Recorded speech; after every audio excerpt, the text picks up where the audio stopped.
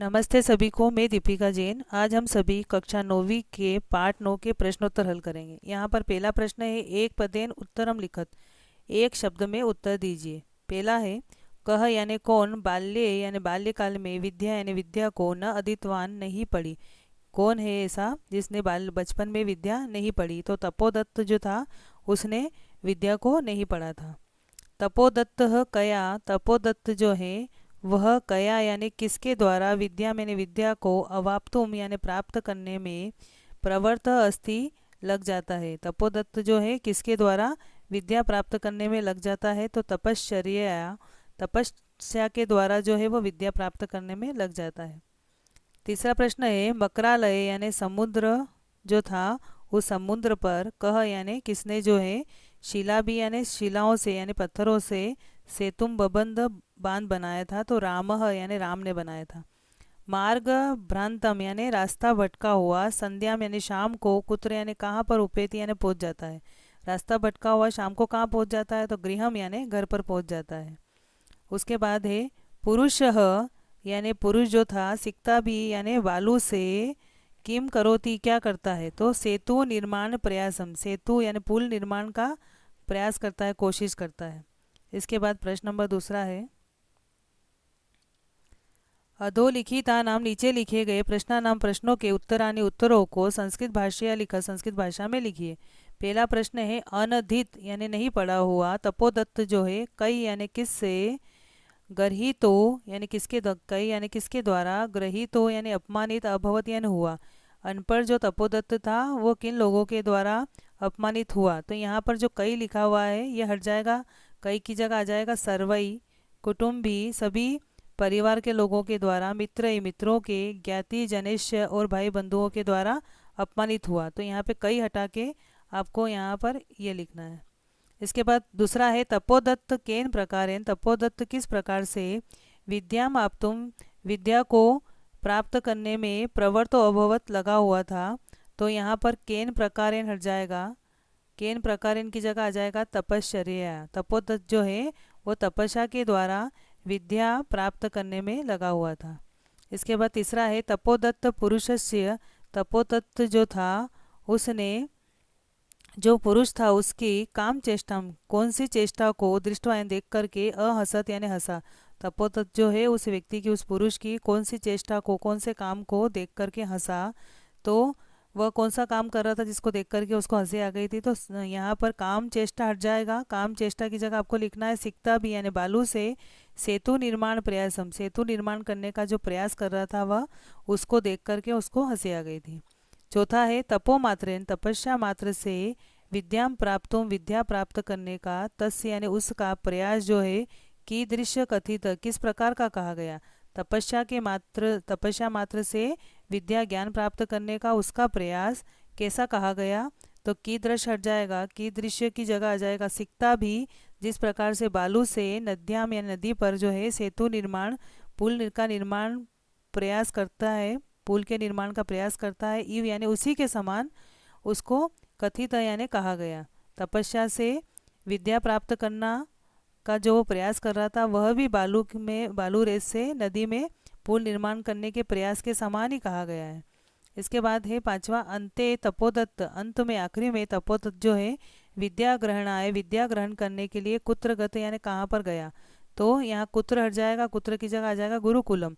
वह अंत में तपोदत्त जो है विद्या ग्रहण करने के लिए गुरुकुल गया। इसके बाद तीसरा प्रश्न है, भिन्न वर्गीय, जो अलग वर्ग के हैं, पदम यानी उस शब्द को, चिनुत यानी चुनिए, जो अलग वर्ग के हैं उनको चुनना है। जैसे यहाँ एक उदाहरण दिया हुआ है, अधिरोड़ुम, गंतुम, सेतुम, निर्मातुम। इन सब में तुम या तुमुन प्रत्यय है, और सेतुम जो है वो अपने आप में एक शब्द है, यहाँ प्रत्यय लगा हुआ नहीं है।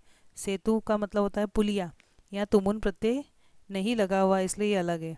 उसी प्रकार से यहाँ पर आपको छांटना है कि कौन सा अलग है। निस्वस्य श्वास ले करके, विमृश्य सोच करके, उपत्य पास जा करके, और चिंतय का अर्थ होता है सोचो।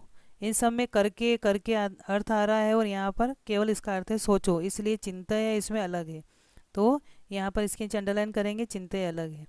इसके बाद दूसरा है, विश्वसिमी विश्वास करना, पश्चामी देखता हूँ, करिष्यामी करता हूँ, अभिलाषी में यानी इच्छा करता हूँ। इन सब में यहाँ पर आमी आमी आमी लगा हुआ है और विश्वसिमी जो है अलग है, इसलिए इस पर अंडरलाइन करेंगे। इसके बाद तीसरा है तपो भी, यानी तपस्या के द्वारा, सिकता भी बालू रेत के द्वारा, कुटुम्बी यानी परिवार के लोगों के द्वारा, और दुर्बुद्धि अलग है। दुर्बुद्धि का अर्थ होता है दुष्ट बुद्धि वाला, तो यहाँ पर ये अलग है, इसलिए इसको अंडरलाइन करेंगे। इसके बाद चौथा प्रश्न है रेखांकितानी, जो रेखा खींची हुई है, सर्वनाम पदानी, ये सर्वनाम जो पद है जहाँ पे रेखा खींची हुई है, उन जो सर्वनाम शब्द है कसमें यानी किसके लिए प्रयुक्त यानी प्रयुक्त किए गए हैं। यहाँ पे जो रेखा खींची हुई है सर्वनाम पर, तो ये सर्वनाम शब्द है किसके लिए प्रयोग किए गए हैं। तो पहला है अलम अलम तव श्रमेन, बस करो तुम्हारी मेहनत को। तो ये तुम्हारा किसके लिए आया है यहाँ पर, वह तपोदत्त जो पुरुष को कहता है कि बस करो तुम्हारा प्रयास। तो यहाँ तुम्हारा शब्द जो है पुरुष के लिए आया है, इसलिए पुरुषा है। चौथी विभक्ति लगानी इसमें, क्योंकि के लिए जहाँ बोलेंगे वहाँ चौथी विभक्ति लगानी, पुरुष की चौथी विभक्ति बन जाएगी पुरुषा है। न अहम, नहीं मैं, सोपान मार्गे रट्टम अधिरोड़ुम, नहीं मैं सीढ़ियों के रास्ते से चढ़ने में विश्वास में विश्वास करता हूँ। तो यह भी अहम किसके लिए आया है, तो ये भी पुरुष के लिए आया है, क्योंकि वह पुरुष कहता है कि मैं सीढ़ियों के माध्यम से जाने में चढ़ने में विश्वास नहीं करता हूँ। तो यह भी पुरुष के लिए आया, इसलिए पुरुष आए। चिंतितम भवता न वा, चिंतितम यानी सोचो, सोचते नहीं हो, भवता यानी आप, न वा आप सोचते नहीं हो, ये वाक्य जो है ये भी पुरुष के लिए आया है, तो पुरुष आए। गुरु गृहम, गुरु के घर, गत्येव जाकर के ही, विद्या अभ्यास हो, विद्या का अभ्यास मया करनी है, मुझे करना चाहिए। ये कौन कहता है यहाँ पर, मया किसके लिए आया है, तो मुझे करना चाहिए, तपोदत्त के लिए आया है, तो तपोदत्ताय। भवद भी उन्मिलितम, आपके द्वारा उन्मिलितम आंखें खोल दी गई है, मैं यानी मेरी, नयन युगम युगलम यानी आंखें, आपके द्वारा जो है मेरी आंखें खोल दी गई है। तो यहाँ मैं शब्द किसके लिए आया है, तो तपोदत्ता है, तपोदत्त के लिए आया है यहाँ पर। वो कहता है कि मेरी आंखें आपने खोल दी है। इसके बाद ख नंबर पे है अधोलिखितानि या नीचे लिखे गए, कथनानि यानी जो कथन है, कह कम प्रति, कौन किसके प्रति कहता है, यानी कौन कहता है ये वाक्य और किसको कहता है। तो पहला है हा विधे, हाय विधाता, किम इदम मया कृतम, अब मेरे द्वारा मैं क्या करूं। तो यह वाक्य जो है तपोदत्त कहता है किसको, विधिम यानी विधाता को, भगवान को कहता है कि मैंने पहले पढ़ाई नहीं करी तो अब मैं क्या करूं। भो महाशय, अरे महाशय, किम इदम विधीयते, यह क्या कर रहे हो। तो यह तपोदत्त पुरुष को कहता है, इसलिए तपोदत्त पुरुषम। भो तपस्वी न, अरे तपस्वी, कथम माम उपरुणसी, वह कहता है कि हे तपस्वी, आप किस लिए जो है यहाँ पर इतना प्रयास कर रहे हो। तो यह पुरुष जो है वो तपोदत्त को कहता है। इसके बाद में चौथा है सिकता जल प्रवाह है, रेत जो है वो जल प्रवाह में स्थास्यंती ठहरेगी, किम यानी क्या, रेत जो है वो पानी के प्रवाह में ठहरेगी क्या। तो यह बात जो है तपोदत्त जो है वह पुरुष को कहता है। यहाँ पर आपके ऊपर वाले में कुछ मिस्टेक है, ये लाइन आपके पाठ के अंदर नहीं आई है। वो तपस्वी न कथम माम ऊपर उणत्सी, यहाँ पर इस प्रकार से बनेगा, अरे तपस्वी किस लिए आप मुझे रोकते हो। यहाँ पर हो जाएगा अवरोधम करोशी। भो तपस्वी न, अरे तपस्वी, कथम माम किस लिए मुझे, अधीर अवरोधम करोशी रोकते हो। वह रेत बन से पुल बनाता रहता है, तो वह कहता है कि अरे तपस्वी आप मुझे क्यों रोकते हो। तो ये पुरुष जो है वो तपोदत्त को कहता है। इसके बाद पानी के तेज प्रवाह में बालू जो है ठहरेगी क्या, यह तपोदत्त पुरुष को कहता है। ना अहम जाने, नहीं मैं जानता हूँ, को अस्ति भगवान के आप कौन है। तो यह तपोदत्त पुरुष को कहता है। इसके बाद है प्रश्न नंबर 5वां, स्थूल पदानि अधिकृत, यहाँ पर जो मोटे अक्षरों में शब्द लिखे हुए हैं इनसे प्रश्न निर्माणम कुरुत, प्रश्न निर्माण करिए। पहला है तपोदत्त, तपोदत्त जो है तपश्चर्या से विद्या अवाप्तुम, विद्या प्राप्त करने में प्रवतो अस्सी लग जाता है। तो यहाँ प्रश्न बनेगा तपोदत्त किसके द्वारा या कैसे विद्या प्राप्त करने में लग जाता है। तो यहाँ पर तपश्चर्या हटा देंगे और इसकी जगह लिखेंगे कथम या कया। कथम लिखेंगे तो इसका अर्थ हो जाएगा कैसे, और कया लिखेंगे तो किसके द्वारा हो जाएगा। अगर आप ये बनाते हैं तपोदत्त कथम विद्याम अवाप्तुम प्रवतो अस्ति और प्रश्नवाचक चिन्ह, तपोदत्त कैसे विद्या प्राप्त करने में लग जाता है और अगर आप यहाँ पे कया लिखेंगे तो तपोदत्त किसके द्वारा विद्या प्राप्त करने में लग जाता है, दोनों में से कोई भी लिख सकते हैं। तब दूसरा है तपोदत्त कुटुंबी भी मित्रे ग्रहित अभवत। तपोदत्त जो है वह अपने जो परिवारजन है और मित्र है उनके द्वारा अपमानित हुआ। तो यहाँ प्रश्न बन जाएगा कौन परिवार के लोगों और मित्रों से अपमानित हुआ। तो तपोदत्त हट जाएगा, तपोदत्त की जगह आ जाएगा कह। फिर बाद में सभी के पीछे आपको यहाँ प्रश्नवाचक चिन्ह लगाना है, क्वेश्चन मार्क। पुरुष नद्याम सिकता भी, पुरुष जो है नदी के ऊपर वो क्या कर रहा था, नदी पर सिकता भी बालू से जो है पुल निर्माण का प्रयास कर रहा था। तो यहाँ पर नद्याम हटाना, नद्याम की जगह आ जाएगा कुत्र, यानी कहाँ पर। पुरुष जो है वो कहाँ पर पुल बनाने का, बालू से पुल निर्माण का कार्य कर रहा था।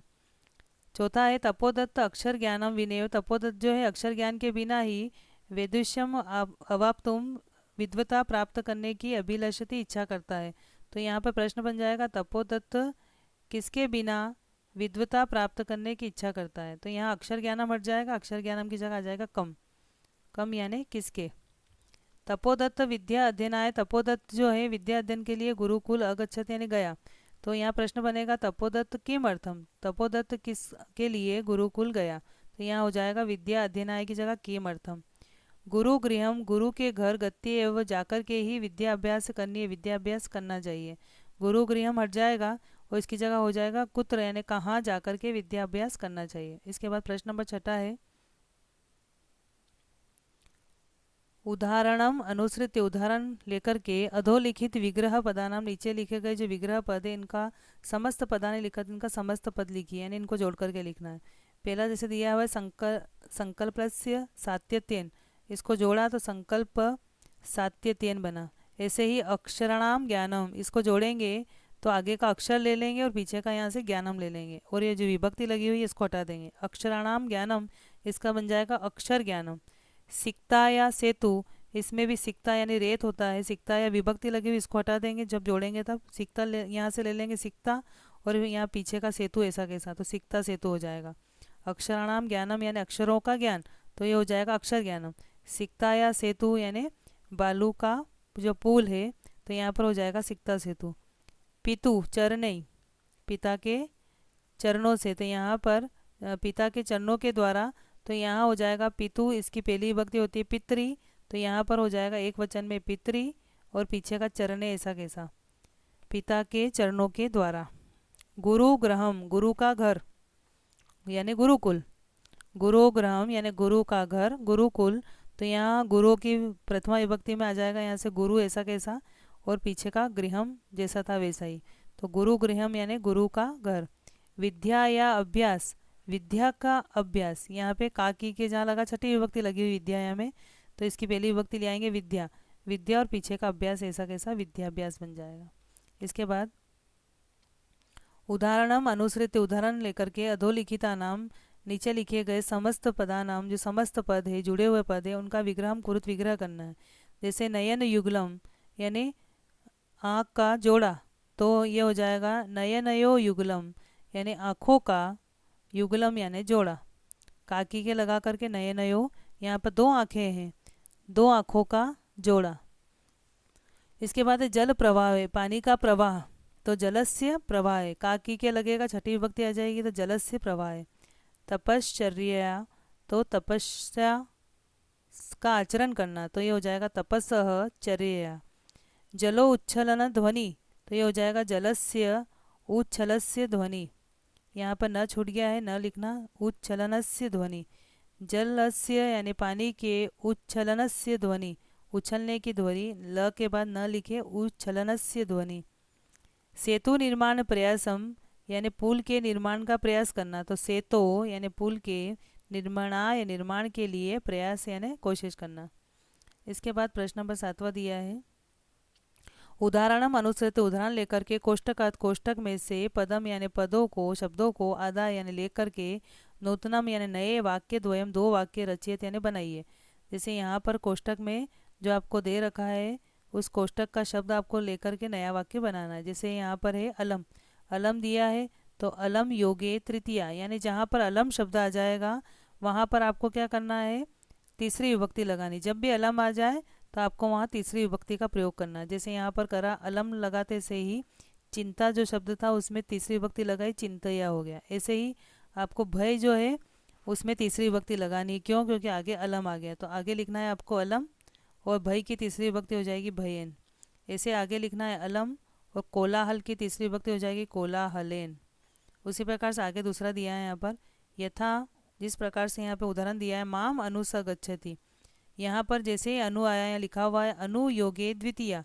अगर अनु आया है तो अनु आने पर आपको यहाँ दूसरी विभक्ति का प्रयोग करना है। जैसे यहाँ अनु आया तो अहम की दूसरी विभक्ति हो जाती है माम। जैसे आप अस्मत् की विभक्ति याद करेंगे, अहम, आवाम, वयम। तो यहाँ पर जैसे दूसरे नंबर पे आएंगे आप, तो वहाँ लिखना पड़ेगा आपको माम। तो ये जब भी अनु आ जाए तो अनु के आगे आपको जो भी शब्द दिखाई दे वहाँ आपको दूसरी विभक्ति का प्रयोग करना है। आगे और भी उदाहरण दिए हैं। ये वाक्य बना, आपको गृह से वाक्य बनाना है और अनु का प्रयोग करना है। तो गृहम अनु, अनु लगाते से ही आगे जो भी आएगा शब्द उसमें दूसरी विभक्ति लग जाएगी। तो गृह की दूसरी विभक्ति होती है गृहम। गृहम अनु उद्यानम अस्ति। पर्वत है, जैसे आपको ये अनु लिखा, पर्वत की दूसरी विभक्ति हो जाएगी पर्वतम अनु नदी अस्ति।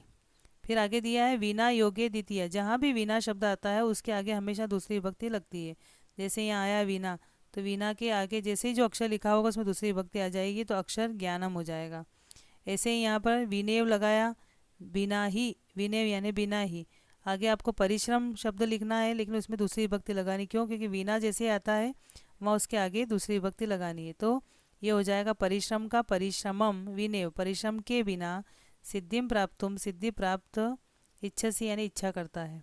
अभ्यास में विना आपको लगाना है पीछे, और उसके आगे वाले शब्द जो भी आया उसमें दूसरी विभक्ति लगानी। तो यहाँ आया विनेव, अभ्यास में दूसरी विभक्ति लगाएंगे तो बनेगा अभ्यासम विनेव। अभ्यास के बिना ही प्रथम स्थानम, प्रथम स्थान प्राप्तुम अभिलषसी, प्राप्त करने की इच्छा करता है।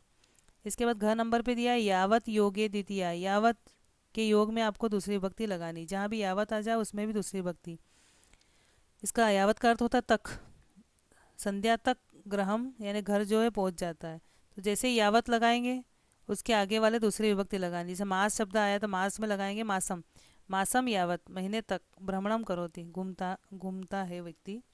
वर्ष शब्द आया, वर्ष, तो यावत जैसे लगाएंगे उसके आगे वाले में दूसरी विभक्ति लगा के बनाएंगे वर्षम यावत, एक साल तक, अध्ययनम करोति, अध्ययन करता है। इस प्रकार से आपके यहाँ पर ये प्रश्नोत्तर दे रखे हैं पार्ट 9 के। तो आप वीडियो के माध्यम से इनको हल करें और याद करने की कोशिश करें। धन्यवाद।